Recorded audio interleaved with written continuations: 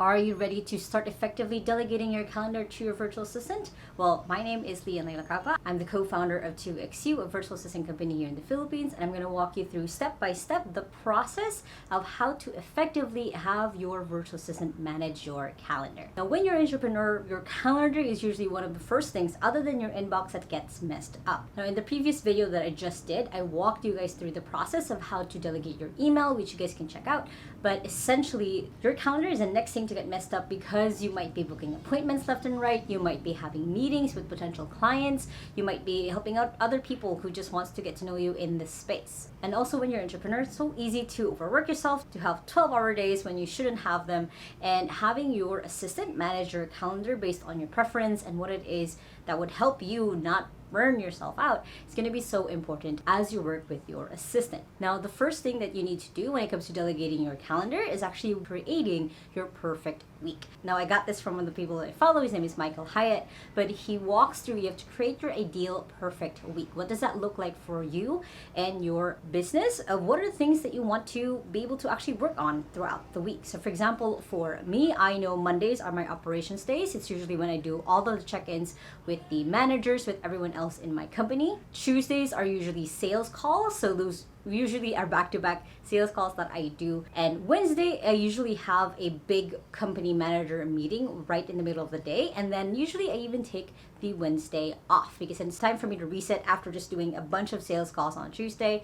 And then on Thursday, it's another good check-in with me and with our manager, everyone that I work with, and also a little bit of sales calls in the afternoon. Fridays are usually my focus day. So it's either that I don't have meetings at all in the morning. I usually just have the sync with my assistant, so then I'm able to actually work on the projects I want to move forward. And then in the afternoon, I have a company meeting with all of our assistants. So that's for me my perfect week. It's going to be different for you depending on your business, your time zone, the things that you're working on, the kind of clients that you have, but you want to build that out. And the purpose for this is not to have it be followed completely.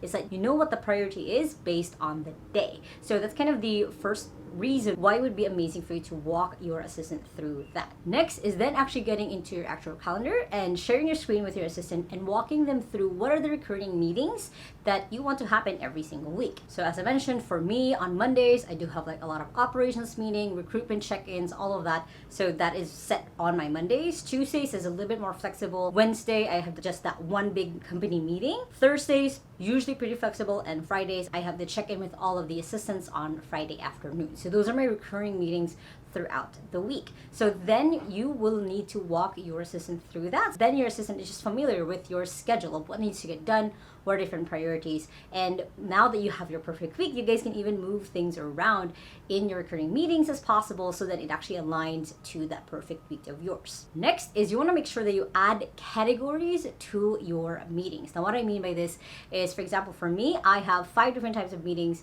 that I walk my assistant through. The first one is what I call mountain meetings. Now, mountain meetings are ones where it's really high priority. I can't move it. That's why it's a mountain meeting. It has to be that I attend it, whether or not, barring any other like personal stuff, I will attend that mountain meeting. So that's the first kind. The second is a boulder meeting. Now, boulder meeting is one where it needs to be attended, but it can be moved around as possible. So this is more of a flexible thing. Like if a mountain meeting is basically going to conflict with it, then we know that boulder meeting can be moved. The third type of meeting is basically just a rocks meeting. These are mostly quick check-ins with other people that can be easily moved around throughout the week even. Doesn't even have to change the time. It can be like, hey, no conflict, let's do it on Friday, let's do it on Thursday. So they're easily picked up and moved to the next day. The fourth type is pebbles meeting. These are usually ones where I'm not even required to attend. It would just be a nice to have me there. That's why it's pebbles, easily put in their pocket. So pebbles meetings are usually the ones where usually about 15-minute call or just syncing with someone, or it's just a quick introduction call. These are what we call pebbles meetings. And the fifth one, honestly, is my focus time. So I try to, as much as possible, schedule on my calendar when I want to just a block of time when I focus. And my assistant knows that if it's there, it is a little bit flexible from time to time, depending if I'm working on a really important project. I don't want to schedule anything during this block. So on Google Calendar, if you guys are using that, it's pretty awesome that they've added a new feature when it comes to focus time where you can auto reject meeting invites as they come in. So then you don't have to really think about it. Your assistant sees that, takes care of it, and moves on to the next thing. So having the categories of meetings that you have will give your assistant the preview of what they're supposed to be moving, what's supposed to be the priority, and what to move around when things conflict. So same thing, if a mountain meeting is conflicting with a boulder meeting, then they have to move that a little bit. If a boulder meeting is conflicting with a rocks meeting, they really have to move the rocks meeting. Same thing with a pebbles meeting versus rocks. And of course, for the focus time, it's kind of the big arching, try to do it at least twice a week where I have a 2-hour block where I'm just focusing, so then I can actually get work done. Next is you need to walk your assistant through prioritizing your contacts. Who are the people that if they ask like, hey, can we schedule a meeting, it is an immediate, almost like always yes, unless like you're at a family thing or personal things come up or you're traveling, it's an almost instant yes. And who are the people where they really do have to run it by you or even give you a background of who this person is before they can actually put it on your calendar. So you need to put this in place so then your assistant is, again, just familiar with the people that you surrounded yourself with, who to prioritize, who to not put on that list at all, who to buffer and filter out.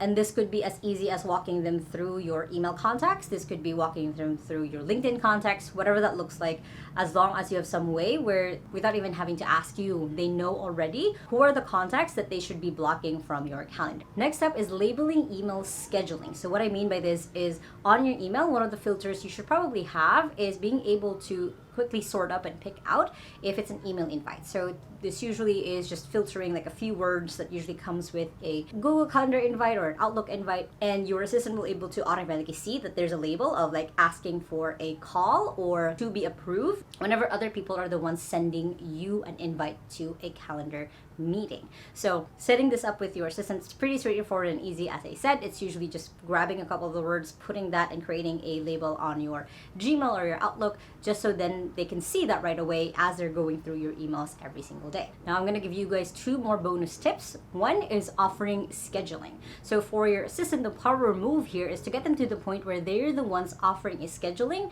to a person that you want to have a meeting with. So what I mean by this is, let's say someone just emailed you like, hey, looked at your calendar or you looked at your Calendly, doesn't seem like there's any free time on my end, I'm this time zone. And at this point, you really need to empower your assistant to be able to get to the point where they know that, hey, I know this person is available this and this and this time, or making sure that they're blocked off, but being able to offer, hey, we're available on 10 o'clock on your end or 11 o'clock on your end, or hey, can we move this to another day? These are the times that she's available. So getting your assistant to the point it requires a lot of back and forth and empowerment, but it is possible. You just have to be, again, clear what that perfect week for you looks like, what breaks you need to have in between meetings so you don't get overwhelmed and drained. And again, having that contact list is really important so they know who to prioritize for when. Now, the second bonus is to get your assistant to the point where they're collecting templates so they can send without checking. So this is a process that I call just drafts, templates, and then sending without checking. There's not really a cool acronym that I haven't figured out yet, but it's basically the process of, at first, your assistant will probably just send you screenshots of the draft of the calendar invite that they create.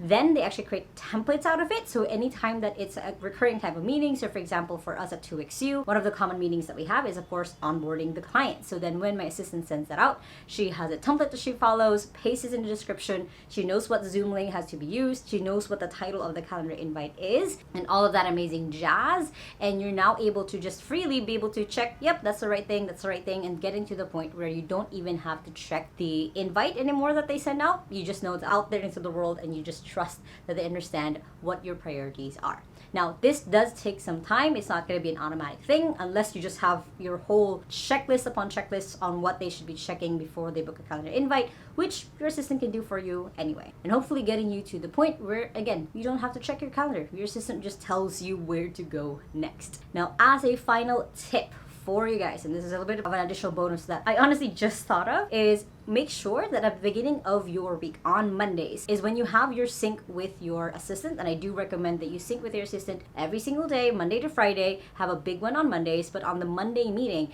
is you guys go through and look through your calendar, just double check if there were any conflicts or anything that will come up that you don't actually want to do, any meetings. So you use this Monday time to kind of train them a little bit on what are things to look out for in your calendar.